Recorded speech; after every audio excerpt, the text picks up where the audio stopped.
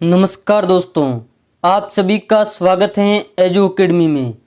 दोस्तों, आज की इस वीडियो में हम जानेंगे भारत के राष्ट्रपति की शक्तियों के बारे में। दोस्तों, आपको बता दें कि परीक्षा की दृष्टि से ये टॉपिक काफ़ी ज़्यादा इम्पोर्टेंट है, इसलिए आज की इस वीडियो में हम भारत के राष्ट्रपति की क्या क्या शक्तियाँ होती हैं उसके बारे में चर्चा करेंगे। तो चलिए आज का वीडियो शुरू करते हैं। दोस्तों, भारत का राष्ट्रपति भारत का प्रथम नागरिक कहलाता है। अनुच्छेद 52 में कहा गया है कि भारत का एक राष्ट्रपति होगा और साथ ही में अनुच्छेद 53 में कहा गया है कि संघ की सभी कार्यपालिका संबंधी शक्ति राष्ट्रपति में निहित होंगी। अतः राष्ट्रपति नाम मात्र की कार्यपालिका है तथा प्रधानमंत्री और उसका मंत्रिमंडल वास्तविक कार्यपालिका है। यह आप सभी जानते हैं। अब हम आगे पूरा डिटेल से भारत का जो राष्ट्रपति होता है उसकी क्या क्या शक्तियाँ होती हैं, क्या क्या पावर्स होते हैं, उसके बारे में चर्चा करेंगे और आपको पूरा डिटेल से आज की इस वीडियो में बताएंगे। तो दोस्तों, सबसे पहले जानते हैं कि आज की इस वीडियो में हम कौन कौन सी शक्तियों के बारे में चर्चा करेंगे। तो दोस्तों, आपको पता होगा कि भारत के राष्ट्रपति की मुख्य रूप से 4 प्रकार की शक्तियाँ उनको प्रदान की जाती हैं। पहली, राष्ट्रपति की प्रशासनिक शक्तियाँ। उसके बाद में हम जानेंगे कि राष्ट्रपति की विधायी शक्तियाँ क्या होती हैं, राष्ट्रपति की न्यायिक शक्तियाँ क्या होती हैं, और अंत में हम जानेंगे कि राष्ट्रपति की समाधान करने की कौन कौन सी शक्तियाँ हैं और वो किस प्रकार से उपयोग करते हैं। तो दोस्तों, चलिए आज के वीडियो शुरू करते हैं। इससे पहले आप एजू अकेडमी को सब्सक्राइब जरूर करें। इस चैनल पर आपको ऐसे ही वीडियो मिलते रहेंगे। दोस्तों, राष्ट्रपति की प्रशासनिक शक्तियाँ कौन कौन सी होती हैं, सबसे पहले हम इसके बारे में जानेंगे। दोस्तों, सबसे पहले राष्ट्रपति की प्रशासनिक शक्तियों के बारे में जानना बहुत ही जरूरी है, तभी बाकी वाली जो शक्तियां हैं वो हमें समझ में आएगी। क्योंकि हम किसी टॉपिक को अगर पढ़ते हैं या फिर उसके बारे में कुछ चर्चा करते हैं तो सबसे पहले हमें उस टॉपिक को क्रमवाइज से पढ़ना पड़ता है। दोस्तों, चलिए तो हम सबसे पहले जानते हैं भारत की राष्ट्रपति होते हैं उनके प्रशासनिक शक्तियाँ क्या होती हैं। तो दोस्तों, सबसे पहले बता दें कि भारत सरकार की सभी कार्यपालिका शक्तियों का प्रयोग राष्ट्रपति के नाम से किया जाता है। और बता दें कि राष्ट्रपति वास्तविक कार्यपालिका नहीं है, अपितु वह संवैधानिक प्रधान है। जी हाँ दोस्तों, 42 संविधान संशोधन अधिनियम ने राष्ट्रपति को मंत्रिपरिषद की सलाह मानने के लिए बाध्य कर दिया है। और बता दें कि 44 में जी हाँ दोस्तों, जो 44 संविधान संशोधन है उसमें राष्ट्रपति को मंत्रिपरिषद की सलाह को केवल एक बार पुनर्विचार के लिए प्रेषित करने का अधिकार दिया गया है। यदि मंत्रिपरिषद अपने विचार पर टिकी रहती है तो राष्ट्रपति उसकी सलाह मानने के लिए बाध्य होगा। और आगे आपको बताएं कि राष्ट्रपति प्रधानमंत्री की नियुक्ति करता है और प्रधानमंत्री की सलाह से अन्य मंत्रियों की भी नियुक्ति करता है। साथ ही में आपको बता दें कि राष्ट्रपति भारत के महान्यायवादी की नियुक्ति करता है तथा वह राष्ट्रपति के प्रसाद पर्यंत उत्तरदायी होता है। और दोस्तों, आपको बताएं कि इसके अलावा राष्ट्रपति नियंत्रक, महालेखा परीक्षक, उच्चतम न्यायालय के न्यायाधीश, राज्यों के राज्यपाल, उच्च न्यायालय के न्यायाधीश, संघ लोक सेवा आयोग तथा राज्यों के संयुक्त लोक सेवा आयोग, वित्त आयोग, निर्वाचन आयोग के सदस्य तथा मुख्य निर्वाचन आयुक्त, विभिन्न अन्य आयोगों, राजभाषा आयोग, अल्पसंख्यक तथा पिछड़ा वर्ग आयोग और अनुसूचित क्षेत्रों के लिए आयोग आदि के सदस्यों एवं अध्यक्षों की नियुक्ति करता है। जो भी मैंने यह सब पद बताए हैं, आयोग बताए हैं, इन सब की नियुक्ति एक राष्ट्रपति करता है। और दोस्तों, आगे हम आपको बता देते हैं कि राष्ट्रपति संघीय प्रशासन से संबंधित किसी भी प्रकार की सूचना प्रधानमंत्री से प्राप्त कर सकता है। ये उनको एक अधिकार दिया गया है संविधान के तहत। और आपको बता दें कि इसके अलावा राष्ट्रपति प्रत्यक्ष रूप से संघीय राज्यों का प्रशासन उपराज्यपाल अथवा आयुक्त के माध्यम से देखता है। जी हाँ दोस्तों, एक काफ़ी इम्पोर्टेंट एक टॉपिक है कि इसके अलावा राष्ट्रपति प्रत्यक्ष रूप से संघीय राज्यों का प्रशासन उपराज्यपाल अथवा आयुक्त के माध्यम से देखता है। ये आपको जानना बहुत ही जरूरी है और काफ़ी ज़्यादा इम्पोर्टेंट है। और अगली हम बताते हैं कि राष्ट्रपति की विधायी शक्तियाँ क्या होती हैं। सबसे पहले हमने राष्ट्रपति की जो प्रशासनिक शक्तियाँ होती हैं उसके बारे में जाना। अब हम राष्ट्रपति की विधायी शक्तियों के बारे में विस्तार से चर्चा करते हैं। दोस्तों, राष्ट्रपति संसद का एक अभिन्न अंग है और यह अनुच्छेद 79 में कहा गया है। और आपको बता दें कि राष्ट्रपति संसद के सदनों को आहूत करने, सत्रावसान करने और लोकसभा का विघटन करने की भी शक्ति रखता है। दोस्तों नेक्स्ट शक्ति आपको बताएं कि राष्ट्रपति लोकसभा के प्रत्येक साधारण निर्वाचन के पश्चात प्रथम सत्र के प्रारंभ में तथा प्रत्येक वर्ष के प्रथम सत्र के आरंभ में एक साथ संसद के दोनों सदनों में प्रारंभिक अभिभाषण करता है। यह उनको एक अधिकार है या फिर उनकी एक कर्तव्य भी आप कह सकते हो। नेक्स्ट होगा कि राष्ट्रपति को संसद में विधायी विषयों के संबंध में संदेश भेजने का भी अधिकार संविधान के तहत दिया गया है। और दोस्तों बता दें कि लोकसभा अध्यक्ष एवं उपाध्यक्ष के पद खाली होने की स्थिति में राष्ट्रपति उस पद के लिए लोकसभा के किसी भी सदस्यों को नियुक्त कर सकता है और यही कार्य राज्यसभा में सभापति तथा उपसभापति की अनुपस्थिति में भी करता है। और दोस्तों बता दें कि राष्ट्रपति को लोकसभा में एंग्लो इंडियन समुदाय के 2 व्यक्ति तथा राज्यसभा में 12 सदस्य मनोनीत करने का अधिकार है। आने वाले वीडियो में हम लोकसभा और राज्यसभा के बारे में भी जानने वाले हैं। आप टेंशन मत करो, आप हमारे चैनल के साथ बस बने रहो, हम आपको पूरी जानकारी इस चैनल के साथ मुहैया कराते रहेंगे और अलग अलग टॉपिक पर हम पढ़ेंगे भी और आपको पूरा डिटेल से जानकारी भी प्रदान करेंगे, इसलिए आप हमारे साथ बने रहे। दोस्तों आगे बता देता हूं कि संसद द्वारा वांछित कोई भी विधेयक तभी कानून बनता है जब उस पर राष्ट्रपति के हस्ताक्षर हो जाते हैं। राष्ट्रपति वार्षिक वित्तीय विवरण, नियंत्रक महालेखा परीक्षक का प्रतिवेदन, वित्त आयोग की सिफारिश तथा अन्य आयोग की रिपोर्ट संसद में प्रस्तुत करवाता है। और दोस्तों कुछ विषयों से संबंधित विधेयक संसद में प्रस्तुत करवाने से पूर्व राष्ट्रपति की अनुमति आवश्यक होती है, जैसे राज्यों की सीमा परिवर्तन और धन विधेयक हो गए। इसके अलावा आपको पता है कि राष्ट्रपति किसी भी विधेयक को अनुमति दे सकता है, उसे पुनर्विचार के लिए वापस भेज सकता है तथा उस पर अपनी अनुमति भी अनुमति रोक सकता है। लेकिन धन विधेयकों पर राष्ट्रपति को अनिवार्य रूप से अनुमति देनी ही होती है तथा उसे पुनर्विचार के लिए भी वापस नहीं भेजा जा सकता।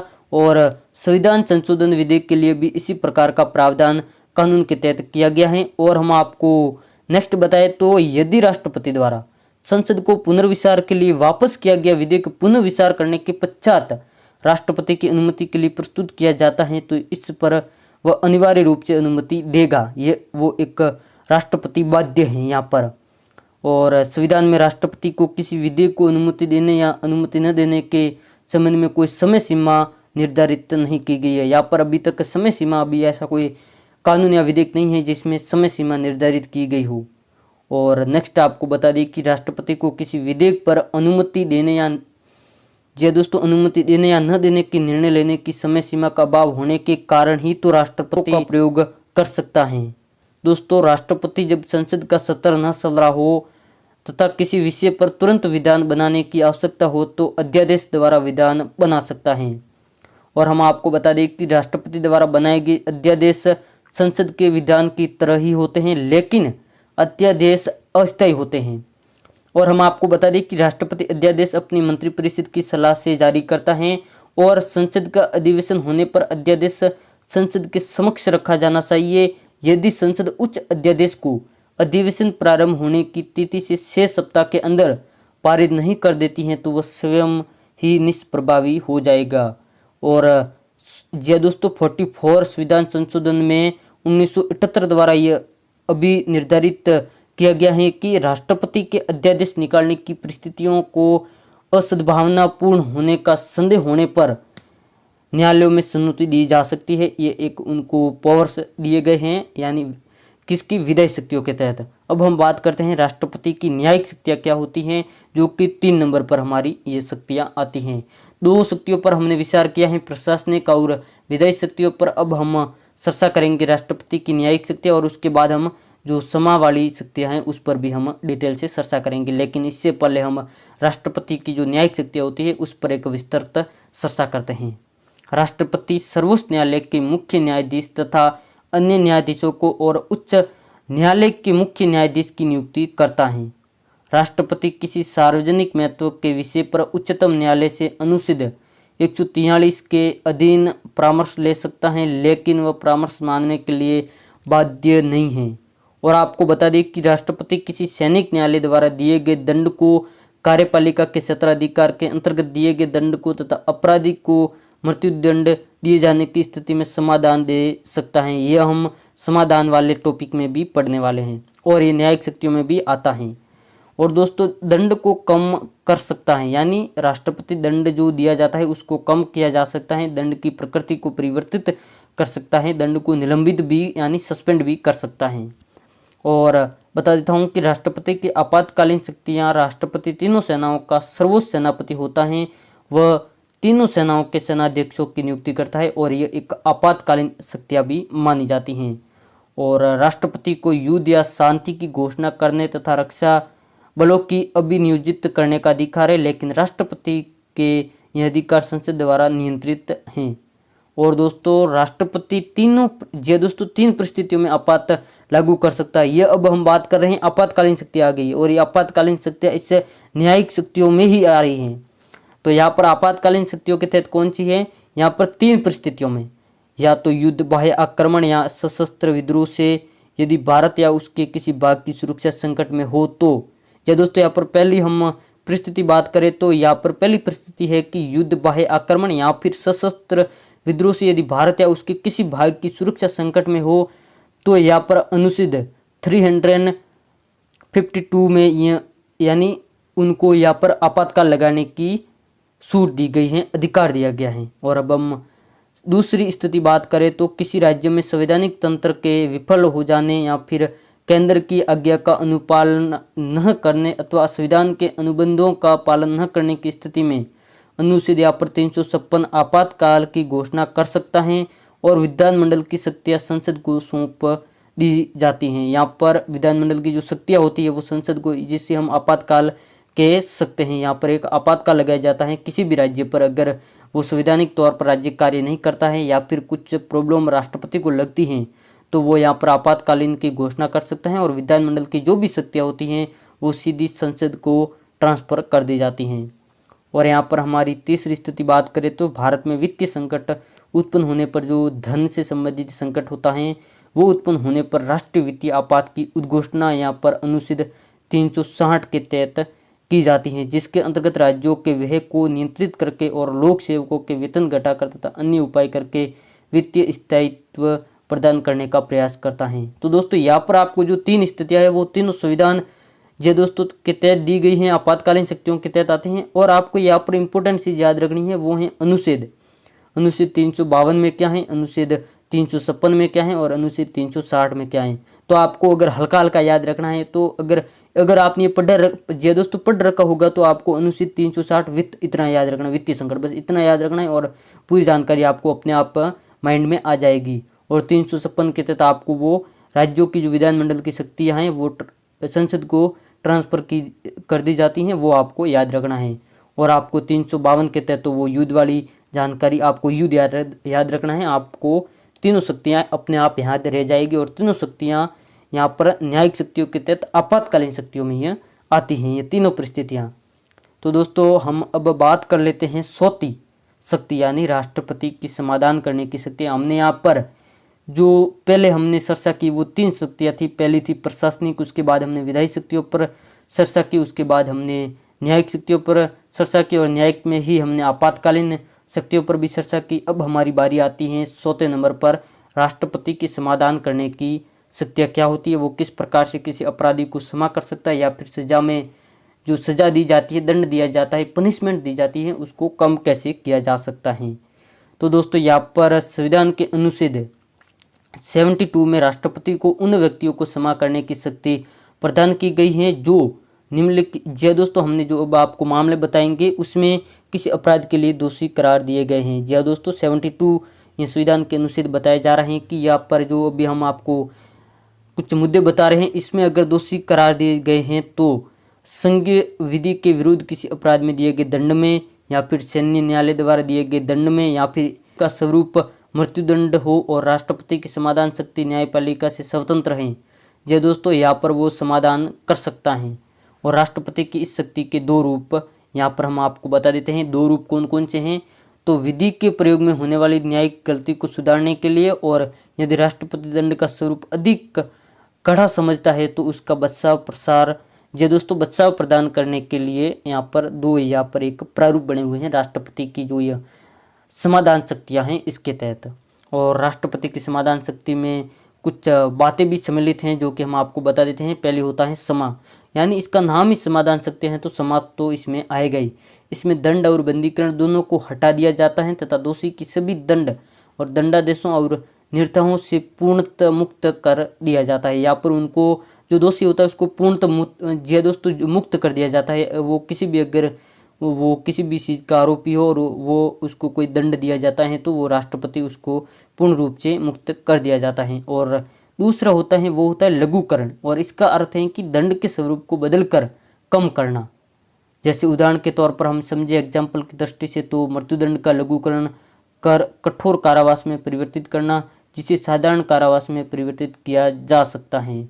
और थर्ड नंबर पर आता है परिहार, यानी इसका अर्थ है दंड के प्रकृति में परिवर्तन किए बिना उसकी अवधि कम करना। उदाहरण के लिए 2 वर्ष के कठोर कारावास को 1 वर्ष के कठोर कारावास में परिहार करना।